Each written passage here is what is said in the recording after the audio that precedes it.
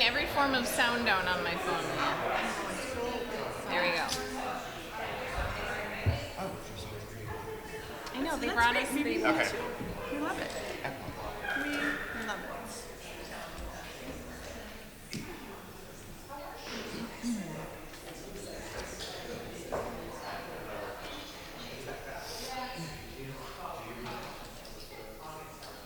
Tanya's got the big job. She's got a phone call. I know. She's got such a huge job. I know. She's so great. You're great.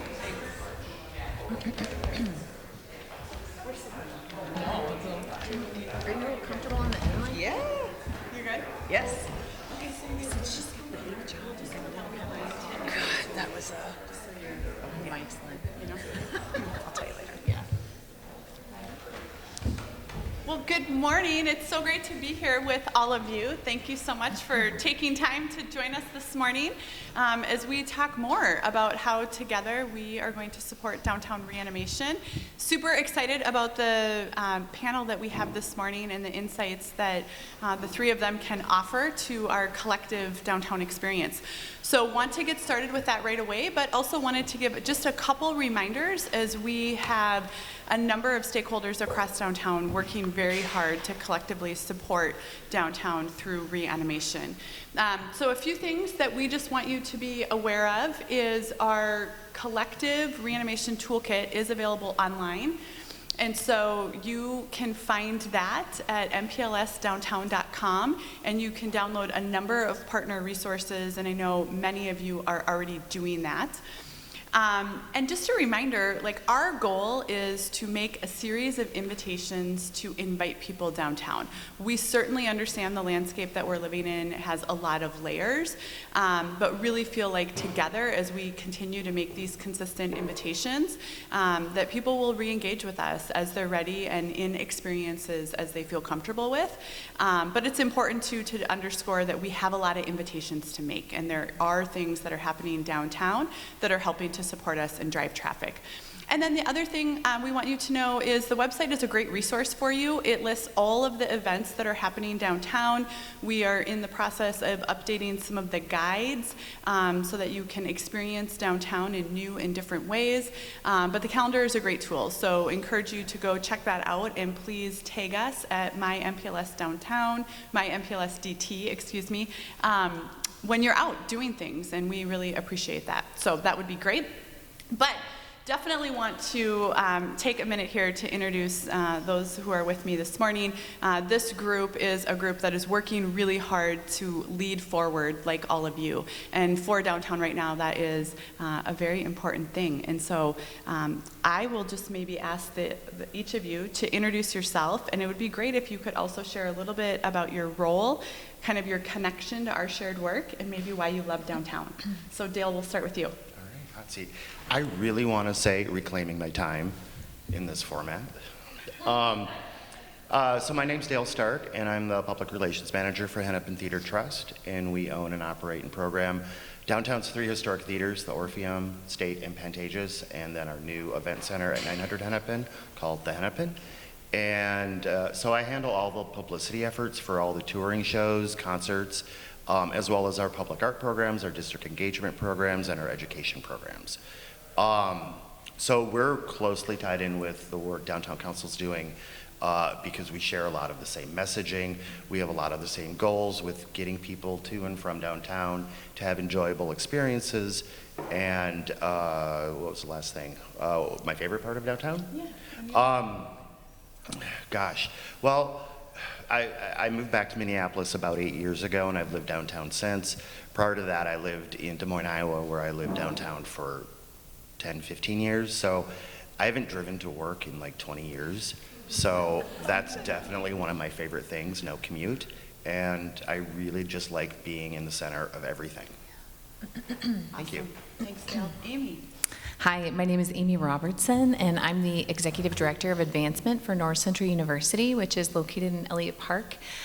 We are a 91-year-old university, tiny little university. We have 900 students, largely residential. So I bring a very different little corner of Minneapolis to the table today.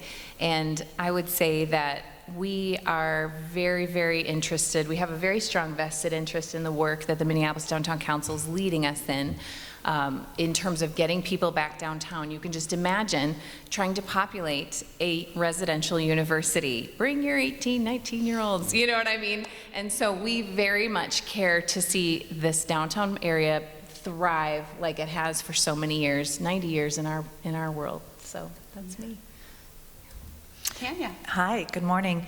I'm Tanya Dreesen. I am with the Minnesota Vikings, and I am responsible for the team that activates our corporate partnerships and also that handles all of special projects for our ownership and executive team.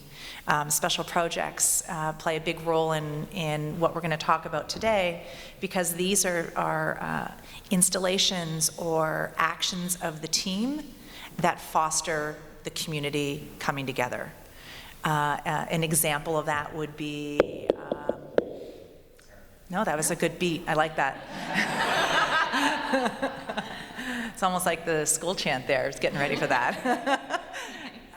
An example would be preparing a bid to host a Super Bowl, would be one thing, which is of great importance to everybody here, or supporting the efforts to host, not even at US Bank Stadium, but for our community to host Women's Final Four in April of '22. So going into my 13th season, never seen anything like this before, but we are really excited and optimistic and very proud to say that we hosted 45,000 people last Saturday. And yep, we're coming back. Yep. We won't talk about the score, but we hosted 45,000 people on Saturday. And we're excited to host on this coming Saturday again. So that's my intro. So Tanya, let's keep you in the hot seat here. All of you are doing really important work and you have a lot of kind of welcome moments this month and next month. So I'd love to just understand the landscape a little bit better for your organization and help people really understand, like, what are you doing to invite people downtown, and what are you hoping that does for downtown and your organizations? Yeah. Well, first I want to give Leah credit here for this topic and making it so relevant for all of us. We have a couple of executives that are on the expert table to keep this conversation top of mind and at the top of everybody's inbox. For us at US Bank Stadium and with the Minnesota Vikings, I'll put it this way, it's important for us to, what we say is increase the pond. And what that means is that we are creating a game day experience where people don't come just for the 3 and 3.5 hours for the game, that they're actually coming earlier and they're eating at your restaurants, and they're staying later and they're hanging out at your restaurants, or they're staying at your hotels, or they're using your services. And so for us, what we need to do is we need to take advantage of that window and create a really good window before kickoff. And so this year, we all internally came together, and our ownership too, and we said, this is the year of the fan. We are going to be intentional about every single activation and experience that creates and attracts the fan to come down to US Bank Stadium, ticketed or not. And so what you'll see is, even if you don't have a ticket, you can come down 3 hours prior to the game, and you can enjoy the festivities. You can go inside an air-conditioned longhouse, or on kickoff Sunday, at the end of September, you can come for a free concert that we're going to host in the Commons by a nationally acclaimed country artist that's yet to be publicly announced. First name Dustin. I'm bad at these, I can't keep secrets. Okay, just here. Just here in the room. Even though the red light's on that camera. So for us, it's the year of the fan. So let's bring as much as we can before the game.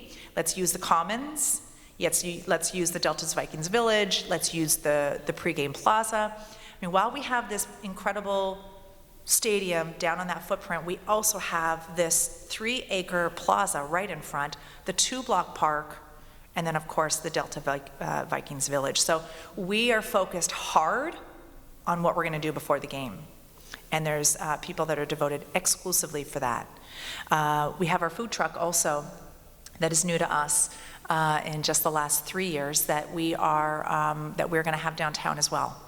So there's going to be great food options, but of course we don't want to take away from some of the other options that our wonderful restaurants have, which is my favorite part of downtown, by the way, are the restaurants.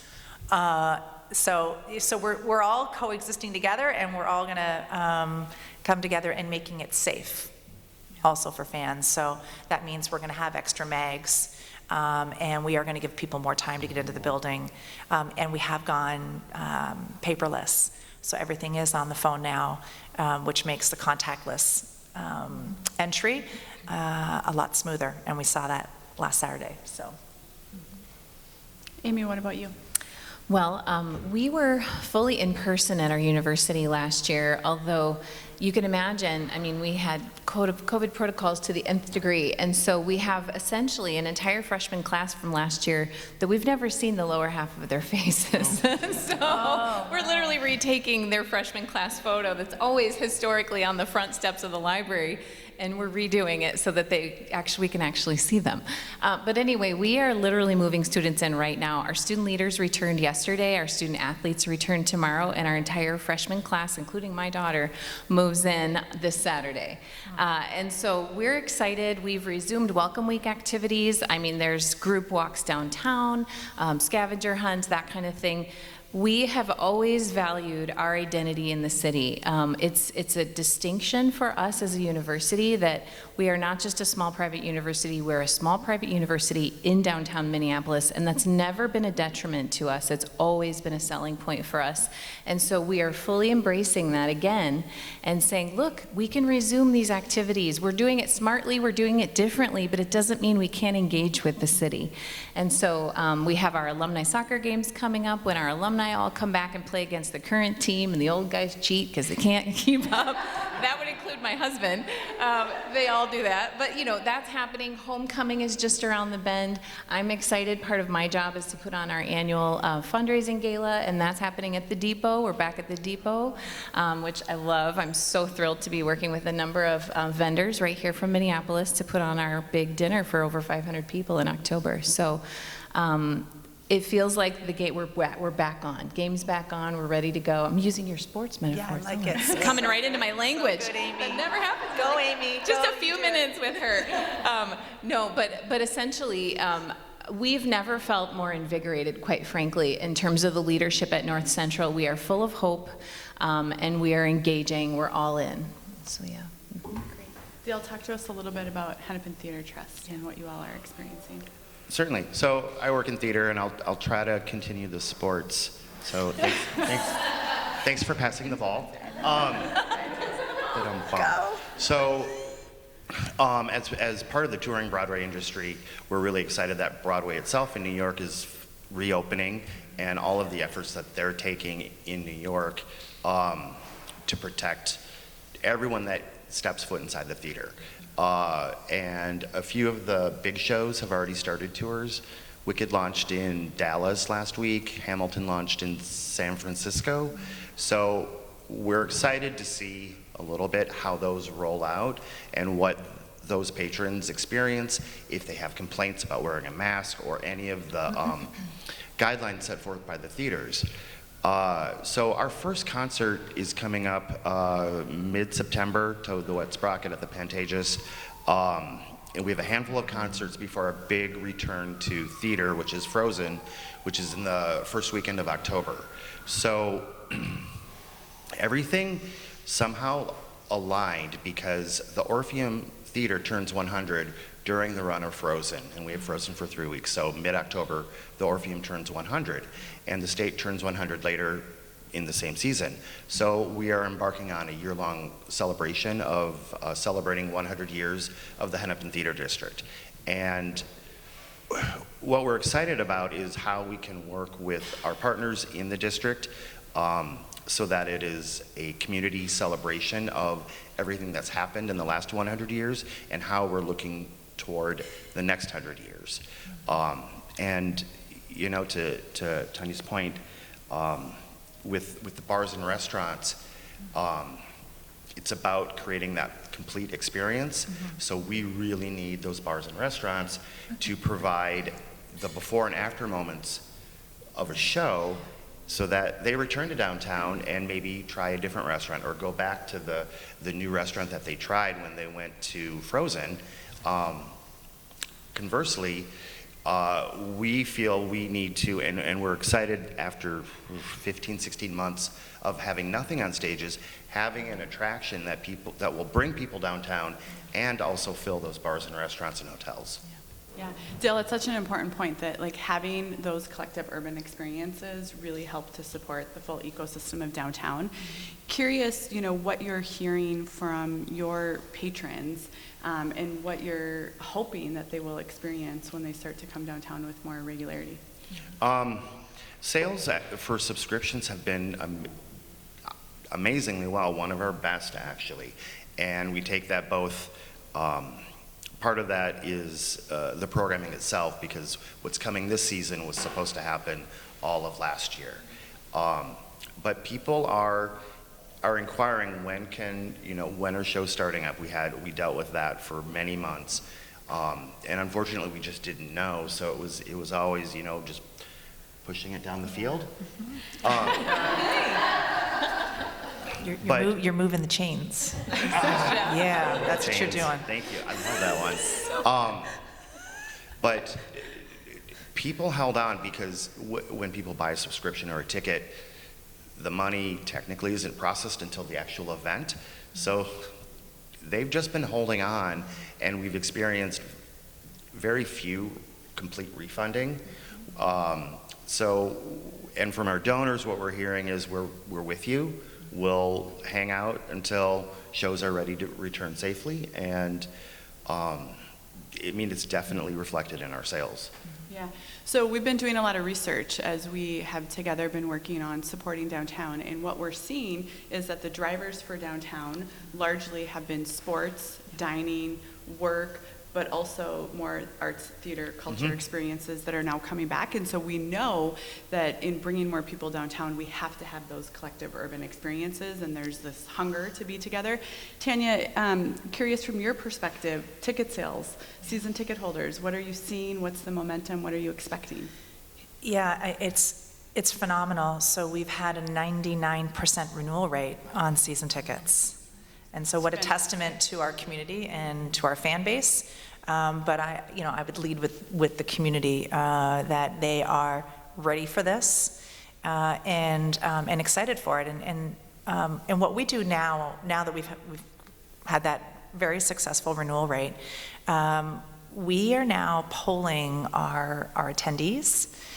We do it actually pre and we do it post game to get their reaction and their feedback as to what went well, what didn't go well, and we have 8, 9 different measurables that we measure. We call it Voice of the Fan, and we get an understanding of what you felt we did really well at and what we didn't.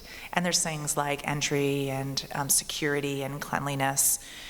So we've had a great success there with the renewals. Now it's important for us to be able to keep that bar high. And to make everybody feel good about that decision they made. And so we're partnering with some of our corporate partners and Minnesota-based companies to keep US Bank Stadium spotless. 3M, for example, if you don't know about this product, you have to know about this genius product they've created. It's an ion-embedded film, and it's applied to a surface, and it kills bacteria on contact. And I promise you can't even tell it's there. And so we're doing a test of it right now, and we've installed it to some of the most popular high-touch areas. If you can imagine, on the concourses, on the end zones, we've got those long drink rails. So on the east side, we've got that completely covered in this new 3M material. And then, of course, Ecolab has been working with us to make sure that we are science certified. And that means we're using the right products in the right places and in the right frequency. And so if you're a season ticket member, we want you to feel rock solid good about the decision you made to renew your tickets with us. So that's on the ticket side front, and then on the suite side as well. It's been phenomenal. We've got our corporate partners those that are ready to host and are ready to safely bring back fans. And so what we've done just for fans at this point as we follow CDC orders is we've recommended masks. We are not requiring it at this point. As CDC is not requiring it yet at this point either. We are requiring it for our staff. And we're recommending it for fans. So, so we've, and we're very lucky. The Minnesota Vikings have had such a strong, loyal fan base. Despite what the wins and losses are, they remain Vikings fans. That's just the nature of a Minnesota sports. Yes. So, we're really excited, and that's why my point earlier about this being the year of the fan. We want to spoil them and pamper them, and make them feel good about coming back to US Bank Stadium. Yeah, so just picking up on the year of the fan. So we know that collective urban experiences are the heartbeat of downtown, especially as we have more opportunity to gather together. But let's talk a little bit about why people matter to our ecosystem and what that does for downtown. Amy, do you want to jump in? Sure, I'll jump in. Collective urban experience and the heartbeat of downtown, when I think about our constituency at North Central, and I want to encourage you, we're in a room here with many different constituencies, large and small, but there is one common thread, and it is our shared experience in downtown. You wouldn't be here if you didn't care about downtown coming back. And chances are a good number of your constituents feel the same way. They just need to get there. And in our case, because North Central has been in Minneapolis for 91 years, we are inextricably linked. I can snap a great picture through my sky, the roof of my car as I'm, at a red light downtown, and throw it up on social media, and our alumni are practically in tears. They're like, oh, and they think like the Norwest building, the older names of these various buildings. There's heartstrings there, literally just by showing a picture of Minneapolis. And that's still very real. And that's because they've had these shared experiences, these benchmark moments in their lives. And so I would encourage you to think about how you can think about your constituents and how they feel about the city. Where are they at? And what would it take to pull on those heartstrings genuinely and get them to feel comfortable, get them to come back? Because what we all experienced pre-pandemic and pre-unrest, it's not like that didn't happen. That was real. And we've all been marked by these wonderful experiences together in the city. We all have our little corner of the city, and yet we're all unified because we love this city. And so I would encourage you to think from where you're sitting, think about what that would take, what that would look like, and scale the ideas to what it would take for you to encourage your people of influence to come back, to dip the toe back in the pond, try downtown again. And I don't think that they will be dissatisfied. Leah, I was just going to say, I love what you have on your email signature when she says, see you downtown. That's inspired me as well to constantly remind our partners and our fans too, oh no, I'm working from the stadium today. I'm downtown today. To renew that confidence. I think it's obvious for us how important it is because it creates that home field advantage. And we have heard from other coaches that this is their least favorite stadium to play in because of our home field advantage that we create. Yes. And how hard it is to sometimes even hear themselves because of the volume. And that is a testament to the fans. And so for us, it is so important that we can safely bring back fans to US Bank Stadium and create that home field advantage. Because that is, when you think about, I talked with my team about this a lot, is we don't sell wins and losses. What we sell is hope. And this applies to everybody. Every time you walk into that stadium on Sunday, you have a renewed hope. You forget about, it doesn't matter what your political position is, your gender, your religion, or anything. You are all there for the same reason, and we all rally together, and that's pretty special. And so we need people there to do that, and we are very lucky in that we have had a great tradition of being able to do that, but also being able to make memories. I think that's such an important thing to what we do.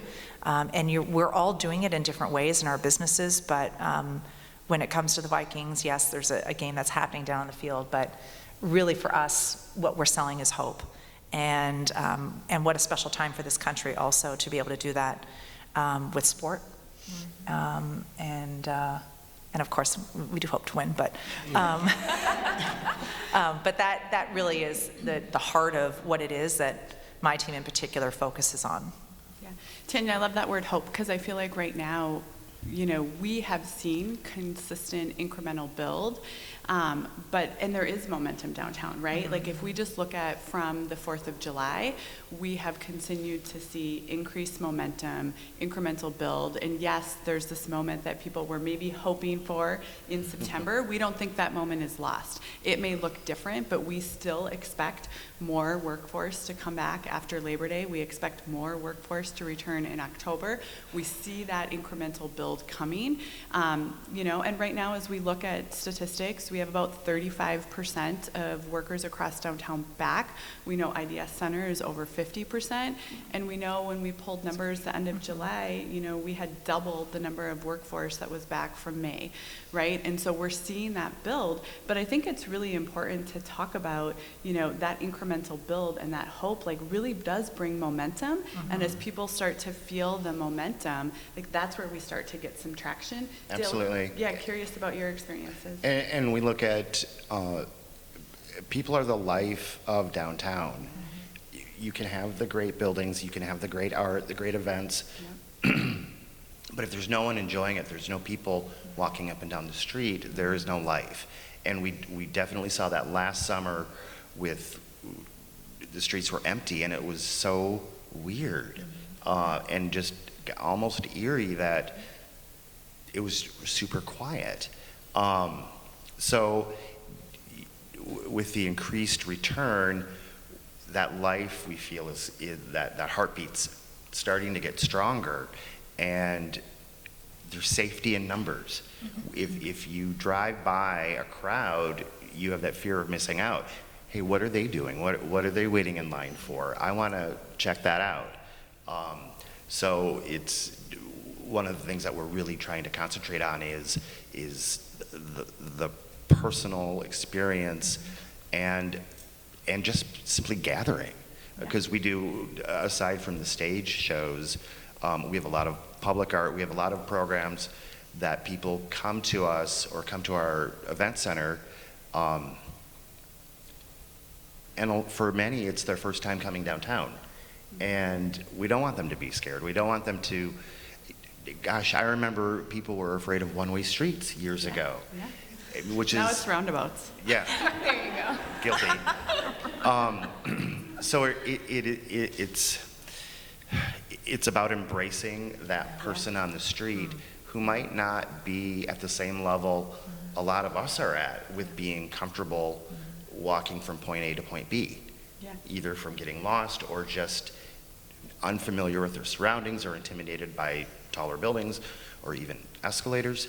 But you know, so it's that addition to crowds building and building and building. Yeah, I absolutely think that's right. I think there's kind of this re-education that we need to do to help people remember. And so a lot of the shared work that we're all doing is around reminding people of the nostalgia, right? Like what you used to do and love is still here, and let us remind you how to do that, how to go out for dinner, how to ride transit to come back to work, but then also kind of reintroducing downtown, right? What's new? What has come online since you've been away? What are some of the new restaurants and retailers that have opened up downtown? And as we think about the nostalgia and the new, and as we move towards fall, you know, again, we'll see incremental build this fall. we all know that, to your point, like we're battling perception, right? That perception is very real. And so as we battle perception and as we kind of, each of you think about this from your experiences, so yes, you have your work experiences, you also have experiences as residents and people who produce these downtown experiences. You know, what do you want people to know as they start to really think about how do I re-engage with downtown with more regularity? What would be the takeaways from folks who are here on a regular basis that you would want to share? You know, I would say I've worked in downtown my whole adult life between two organizations. I've worked in Elliott Park my whole adult life, actually, over 20 years. And I think I would say you just have to check it out. You've got to try, like I said before, you've got to dip your toe in the pool. We were down here last year as well because we were in person, and I actually vowed when there was no traffic, when there was no rush hour, you know, it was nice for like the first week, and then you were like, well, this is just kind of sad. Now I want the people. And I vowed back then that I would never get mad at rush hour again. And I will tell you, then when I started to be joined by others who were driving with me to downtown, I really started to get excited. And it sounds so weird, I know, but I was like, they're back, come on you guys, we're all going this way. You know, and so this feeling of like, yes, I've been invigorated by rush hour for goodness sake, but it's because they're coming, everybody else is coming too. And you know, Leah, you've referred to us as an ecosystem, and I've never more than now felt that, how symbiotic it is. So for example, at our university, one of the huge selling points for us when we're recruiting students is to say, we are within a stone's throw of many Fortune 500 companies that need interns and have jobs for young grads. And you could have access to that kind of thing. You can walk to get to work. I mean, I walked down to Embassy Suites when I was a student. I worked downtown. Everybody I knew worked downtown, and that's one of our selling points. So we have, you know, a college full of 900 students that need jobs in your organizations downtown, and I know you need employees. I know a lot of the hospitality industry needs them. So this is the symbiotic nature we're talking about, where we would love to say to our students, hey, go to this place. They need to hire people. You know, it's a great place to work. And that's when things get up and running again, is when we start reaching out to each other from outside of our little bubbles, and we learn what are your pain points, what are your needs. Oh, I could actually, that would help one of my pain points. And so it is that connectedness that we really need, but it won't happen unless we start to get outside of our comfort zones and do this very thing. So yeah, hopefully that answered the question. The 4 emails you can tick off when you walk through the Skyway over lunch, right? There you go. That's right. I'll give you credit though, Amy. One of our first, one of the first times we met, right away, Amy made the connection, oh, potentially, our students can help you, Tanya, with your problem as it relates to staffing on game days. And, you know, we were talking about even there's opportunities beyond the staffing on game days, because a career in the sports industry is becoming more and more popular, of interest. People don't really understand it as much. So we talked about there's job shadowing opportunities and intern opportunities, and definitely a big need on game days. But that connection Amy made right away, as soon as at our first time we ever met, that's, you know, that's exactly what you're talking about, is us connecting with one another so that we know each other. That we literally have each other's emails, that we can reach out to each other and support each other in some of these ways, I think is such an important part to this ecosystem, to your point. Exactly. Yeah. And some of the things that we're trying to convey to our patrons and guests and donors and audiences is trust. Trust that downtown might look different, but trust that the experiences will be similar, that you have that opportunity to return to what you loved. And you know, luckily during the bulk of the pandemic, a big chunk of Hennepin Avenue was reconstructed. And so it's just a joy to drive down now up until about 6th Street, but it just, and you know, and they'll get through that, but yeah, I don't know how they did it. The streets feel wider, and they're not. It just, So, you know, in terms of when they come back, oh, this is different. This is less of a headache to drive down this street to get to wherever you're going. And we're also, you know, we want people to take care of themselves and look out for others. It's a real simple message. And and also allow yourself to have fun. It's been a heavy, heavy 15 months, and it's okay to stop and enjoy yourself. That's totally a good point. So all of you have been involved in kind of the collective work to support downtown reanimation. Curious if you'll just share with the group as we're encouraging others to think about how they pull kind of our collective messaging and invitations kind of back to these collective experiences through the work that they're doing to re-engage employees or audience base. Curious if you guys will share a little bit about how you're thinking about that and how you're making invitations to your fan base, to downtown, or to your constituents.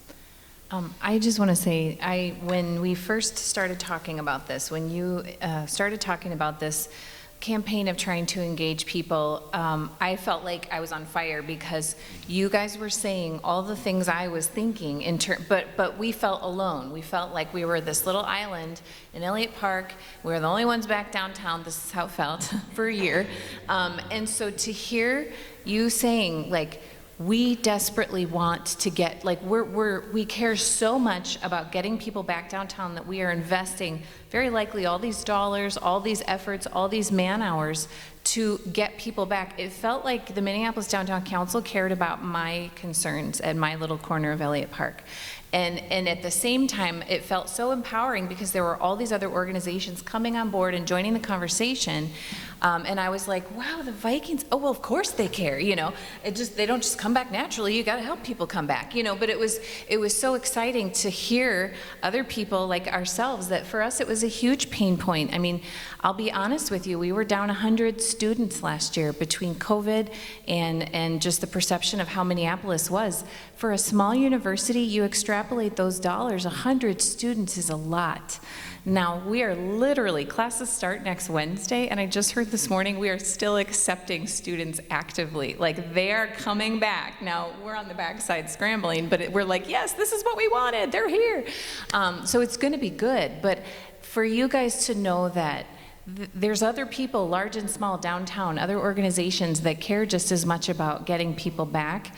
And I have to credit the Minneapolis Downtown Council for kind of helping us come out of our little corner of downtown and go, wow, okay, I want to get on board with this. And so then I was able to tell our campus about the campaign. And you know, we've shared with our different constituencies. I shared with our board of trustees and different groups, and we've all kind of gotten on the same page with our language when we address our constituencies. So it's been, it's like having a whole nother tool chest that I didn't have to build or make, I just adopted. They did the work, they did the heavy lifting, and so it should help you feel empowered if you engage with this. Yeah, one thing that we're doing on our end is we are making sure the fans that attend on game days are seeing the messaging of this campaign on game days. So we hand deliver a playbook to every single seat in the stadium. So this messaging will be inside that playbook. So everybody that does come in for the game, whether they're coming in from North Dakota or Iowa, or they're here in the Twin Cities, that they get this messaging about downtown. And then the second thing, which I think is a bit more important though, is it's part of our narrative. We've got this incredible platform with the media, and I know they want to talk about player moves and the roster and what's happening on Sunday and what their game plan is, but this platform that we have is pretty incredible, that we've got to nail this narrative. And when we can't control it, so that sometimes we can't control that narrative, what we can control are our distribution channels. So are we making the best use of our social media, our website? Are we showing images of fans out on the commons, out on the plaza before the game, just to help, again, reinforce that confidence and maybe create a little FOMO. But so our distribution channels are essential for us. We're looking inside the stadium, and then also what we can do with the media is we need the media's help here. Yeah. We need to see better photos. We need to see better headlines, and we have to get back to positive reporting, because there is a lot of great things that are happening, and I do love the great restaurant reviews when we're focusing on the new restaurants that are downtown, but we need more of that positive reporting. So for us, we're also perfecting our narrative there too, and we are choosing those photos carefully. So maybe as you see our social channels now, you'll be like, oh yeah, that makes sense now, why they posted that photo, so that we can build up that confidence. Yeah, and just to build on that a little bit for folks who are with us, you know, we have seen across companies across downtown, whether it's the sports industry or any other industry, really leaning into this idea of the importance of consistent messaging at a time like this. There is so much clutter to cut through. There's a lot of narrative coming out of Minneapolis, and for those people who aren't here on a regular basis, it is confusing. It is confusing to understand what is happening, what is accurate, what is misleading, and so the consistency across stakeholders to really come together. And it's also really important that people understand, like, our messaging is not figured out in a vacuum. Our messaging is evolving always. We are pulling in perspectives across age, across background, across industry to really help us think about what should we be talking about? What is the right narrative? How can we make sure that accurate information is getting out there? And we're using research to really lead a lot of how we're building the narrative based on how people are really experiencing downtown in real life, right? And so really trying to cut through some of the perception that's out there and help to create that more accurate picture. And I think, to Tanya's point, like, we have been putting collectively across stakeholders downtown a lot of importance on the imagery that is being shared and how we do that in the right way to make sure that we're being real honest about what the landscape is and what it is like and what it feels like to be downtown, but doing it in a way where people can really see that, hey, when you come back downtown and when you're ready to do this with more regularity, there will be a lot of other people who are like you, who are downtown, doing similar things to what you want to do. And so to these three and to the, you know, many, many other stakeholders that are involved in this collective work, just a huge thanks for really getting on board and saying that we're better together. You know, the way that we elevate the good is not any one organization doing anything, but all of us really coming together to uplift. So Dale, what are you all doing? And I would add on to what Amy said, that Downtown Council's done a lot of the heavy lifting in creating that messaging. And over the summer, with some of our programs, I would go to that toolkit. I would go to specifically some of the safety and security messaging as it was relevant at the time and implement them into our own branding. Whether it was through some sort of quote in a press release or aligned messaging in some of our blast emails, it's that alignment that you're talking about that makes it even more powerful, so that we're all saying similar things, and that helps reduce that confusion among those who are hearing it, or increases the likelihood that more people will hear it based on all our different audiences. Yeah, such an important point. The consistency is really helpful right now. So yeah, we're gonna move to questions, so this is perfect. But before we do that, I'm gonna actually give you a shout out, Adam. Do you have 1 minute if I do that first? Okay, awesome. So we're gonna take questions, so others think of your question. We're gonna move in that direction. But you know, I just wanted, for these guys, we have like such a great group here today that is champions for downtown. I was just hoping, like, really quickly, you each could say like one thing of how can people really support this idea of inviting people back to downtown. And the reason, Adam, I was gonna call you out is because you're currently one of my favorite people on LinkedIn right now, because Adam Barrett does such a great job of sharing your experiences downtown on a regular basis. You know, talking about, hey, Dakota's coming back and look at what's happening here. Oh, I just walked by the local and here's their project. Or making invitations to folks and really sharing your everyday experiences as you're downtown, working, living, doing your thing. So thank you for that. And you are like the poster example right now of someone who's really helping to lead the way and invite people back to downtown and help dismay some of the misperceptions that are out there. So in addition to what Adam is doing, what can people do? And then we'll grab your question. I would say trust that downtown will return and be proud of our downtown. Yeah, great. I know it sounds simple, but seriously, social media, it's cheap and crazy, hugely effective. Even the other day, I had to go down to the depot for a walkthrough for my event, and I stopped in a beautiful hallway and took a picture, and I just posted and said, I love it when a meeting takes me to the depot. During the day, and tons of engagement there. And it's like, oh, and I took pictures here today that I will be posting later, and talking about, this was a bucket list item. I've always wanted to come to the Minneapolis Club. So great to meet with these people, and so it shows we're gathering, we are having business, we are engaging with different parts of downtown. And so honestly, it can seem overwhelming, especially if you're a small organization, but social media is free. So try that. Step outside on a beautiful day and take a shot of how beautiful it is on your street and outside of this notable building, and post it. It's that simple, just to encourage people, like, look, I'm out on the street in Minneapolis and it's awesome and I'm having a good time. It seems very simple, but it's very effective. Yeah, and you're absolutely right, Amy. Let's not underestimate the power of our voice. Some people say, oh, I only have like 100 Twitter followers, or don't underestimate that. Share it. Capture it, like it, and not just on social media. I mean, send it to your friends. Our voices are much more powerful than what we think, and we need to spread that positive buzz. You said it perfectly. I don't know what else I can add to it, but yeah, I mean, and sharing the examples that these are the flowers you got at the farmer's market, or this incredible meal that you just had.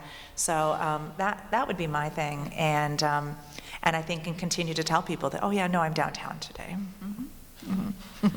Thank you all. Adam, question. Yeah, I do. It was a quick comment just along the lines of what you said. I think that you're exactly right, but more importantly, it's the organic moments of positivity as opposed to the stage. With the stage out in the ring, those organic moments, for instance, like the 3D art, our managing director of our office took a picture of his son, wow, that's 3D art, and so it's those moments, but that the activation helped to breathe. Yeah. And so along those lines, my question for Leah and Dale, I think more importantly, is in regard to Hennepin Avenue. And I'm curious as to whether conversations are occurring in the background between our public entities and our private corporate partners to reactivate, especially when it's done. Because you've done an incredible job on Nicollet Mall, the Commons, the PV Plaza.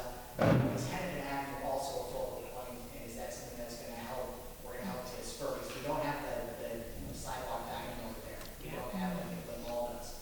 So just curious if those conversations are happening at that front too. It's a great question. Do you want to start? Yes.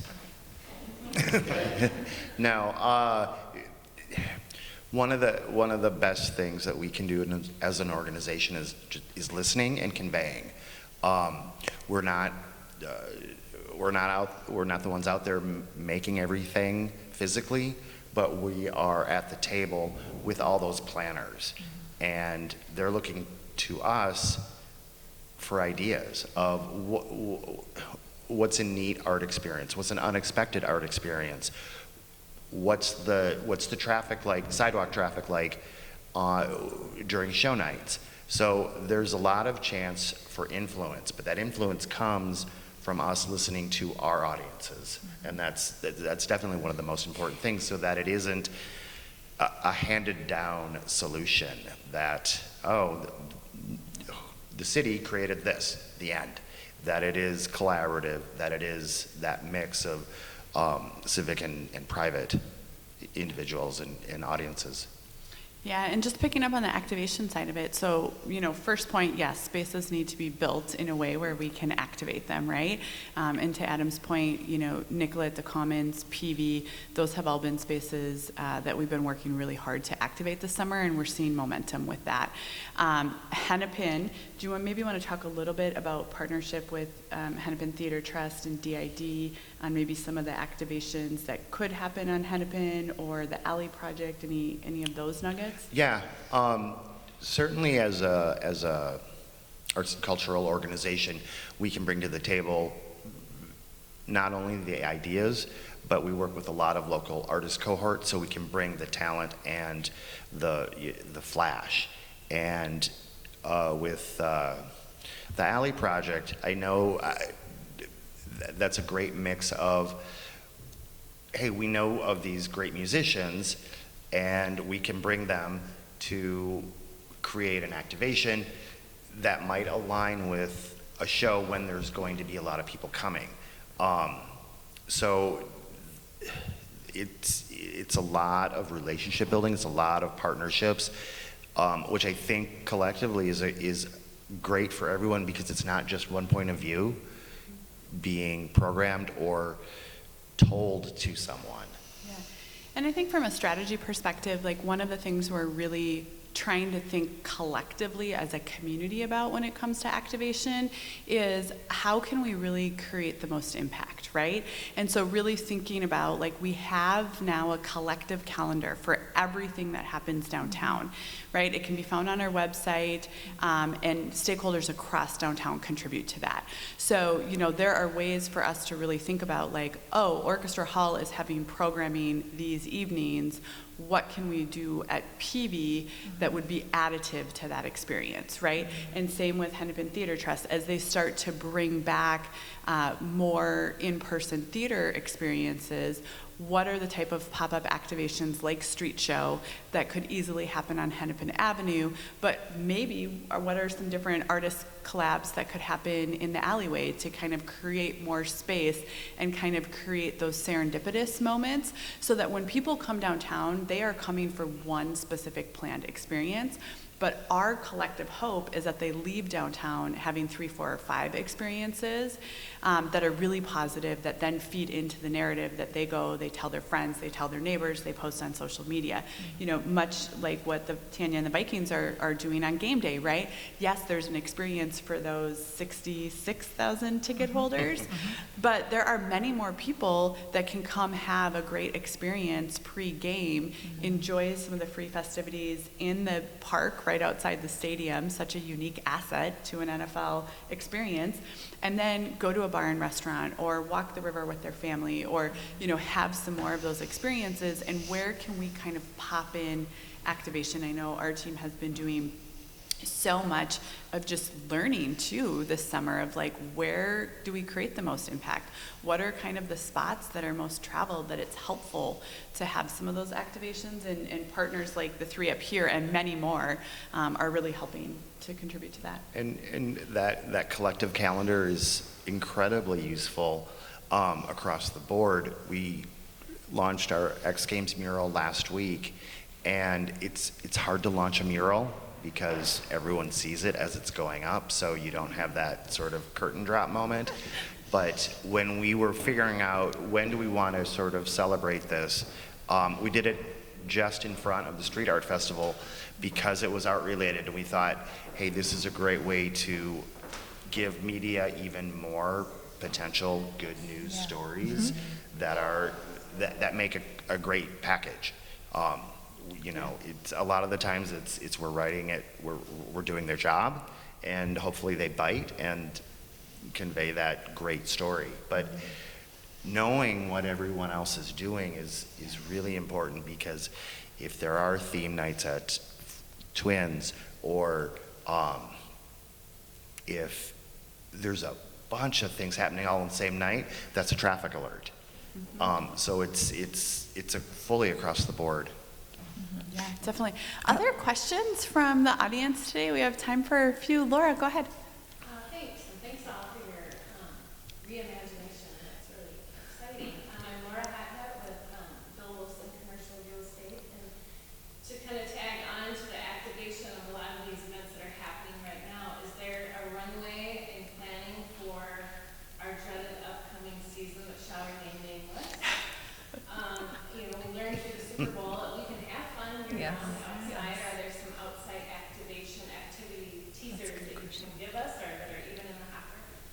Yeah, definitely. Well, I'll look down the row if anyone wants it, otherwise I'll jump in. Yeah, I'll tell you, our fans are relentless. The cold doesn't stop them. They're more bring it on, and if anything, they're sharing their photos with the temperature in the background of them enjoying the 3-acre plaza and the 2-block park in front of US Bank Stadium. They keep coming, and yes, of course, we will be intentional about installing heaters and those sorts of things, but no, the cold weather is greatly embraced by our fans. And doesn't slow them down at all. Anything elsewhere in the downtown zone during the winter that will keep us outside and active and engaged? So I'll just hop in. From a downtown council perspective, we do a lot of programming in Q4. So Holidazzle is one of those programs. We are really looking right now as to what does that look like and how do we move that forward, but very much our intention to continue to move our programming forward throughout Q4 and frankly into next year. So we really see this as a moment to continue to lead forward, to continue to show up, to continue to make invitations and have experiences for people to come to.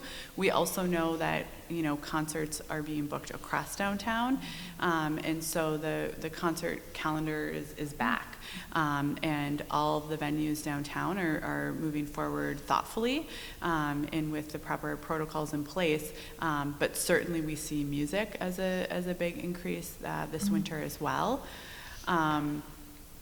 Are a couple of top of mind. All of the programming that's been happening this summer will continue into the fall. So the pop-up movies at Target Field Station, the concerts at the Commons and other places across downtown will continue. Those aren't going to stop here the end of August. Those will continue to move forward, which is great, including the Farmers Market, Makers Market that's on Nicollet is kind of a centerpiece experience that goes into October. And then, we're seeing some conventions coming back online as well, and so that always creates an uptick of traffic for downtown and helps to fuel a lot of the hospitality businesses downtown as well. And your theaters will be full at this point in terms of bringing shows back? Now I'm thinking about how can we do a performance outside? Very fun. But even Do a performance on our plaza before a game. There you go. The connectivity idea came from Boom. here. I love it. In the ship, the legacy ship that's on that's a the corner. touchdown. Love it. You're That onto could be- something. She's the big idea person.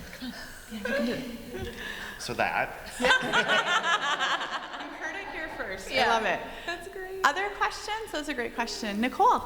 So to continue on, was it Andy? Adam, yep. At your favorite Instagram tag. Yeah. So until your office retail events return in fall, some of your biggest cheerleaders are going to be those people that live downtown. Your 25 men, we Yes. still have to have. We still have them downtown. Not everybody has granted. They're going to remain. And those that have remained are going to be the biggest cheerleaders because they've lived through the events. They're going to stay. They're not going anymore. Why not reach out to those homeowners associations and say, hey, let's do this reanimation together. And those of you that are so active on your platforms, here's these things.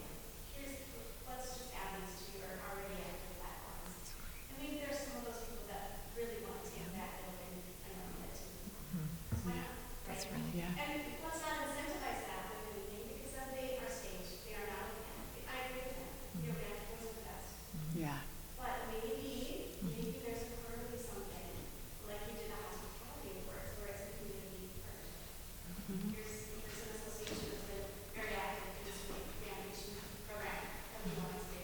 We just really want to recognize and that day. Yeah. That's great. Yeah, Nicole, that's a great idea. I mean, I think it's no secret that the residents have been the backbone of downtown in this last 15 months. And to your point, like, fantastic that downtown leaders had the foresight to really think about, the importance of residents and really getting residents over 50,000, because that has been an incredible backbone to really sustain downtown through the last 15 months. And, in addition to the residents, to your point, that are here every single day, we are seeing more return of workforce and visitors, which is helpful too. But those residents, they are, you could speak to residents too, but, they're filling the restaurants, they're showing up for experiences, they're, the heart of kind of the dog walkers and the foot traffic that we see downtown. So I would say some of the associations have been more plugged in than others, or the neighborhood associations. So this is a great reminder to really think about how we champion, because the authentic experiences are what's going to really move us forward. Great point. That's good. Any other questions from anyone today? Awesome. Well, we will just wrap up. I just have one. Oh, please, Tanya, yes. I have one request. Yes. Okay, Leah, you made me think of this when you were talking about how we can support each other. So on the 26th of September, we'll be hosting our first regular season home game. We will host, to your point, 66,000 people on that Sunday. More than 66 will be coming downtown. One thing that we were talking about this morning is we need to do better at welcoming people back. And so I would ask for those of you that have the opportunity to, whether it's in front of your, it's in front of your restaurant or your hotel, if you have digital signage, if you considered welcoming back people, or if you have servers that can make that part of their script, welcome back, what can I get you?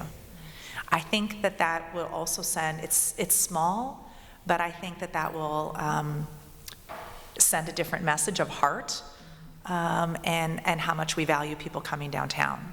So I would just ask for this group to consider that if you have the access to something like a digital board, or you have people that are connecting with the fans that are here. I think that would be a nice touch of just welcoming back people, because it will be, for our state, the largest gathering that we've had since this pandemic started. So I would love for us to make everybody feel especially good about it. So we open Frozen at the end of that week. Oh, wow. So I'm already thinking a week-long welcome back campaign Yes. of some kind. Yes. Yeah. Yeah, there's a lot of good synergy with timing right now. Right. And I think, as we've gotten into this and as we've done the research and really built the strategy for the collective campaign, we know that the people are the best part of our story, right? And so how we really lean into that, especially the end of September, to really kind of put that as the forefront, I think will serve all of downtown well. So we will push out some specific messaging around that, but then any ways that any of you can help, I love that, Tanya, and I love the synergy of those converging experiences, because they really do move the needle for downtown. So I just want to thank so much Dale, Amy, and Tanya for your participation today, and more so for the incredible work that they are doing on behalf of their organizations to really lead forward, to champion downtown, and to most importantly, invite people back to those collective experiences that we all are yearning for right now and really excited to have with more regularity. So thank you all for being with us today. We really appreciate it, and we look forward to seeing you downtown more. That's great. Thank you all. The Guthrie's reader, that tower that has the digital. Because here's the thing, it's not just saying welcome back.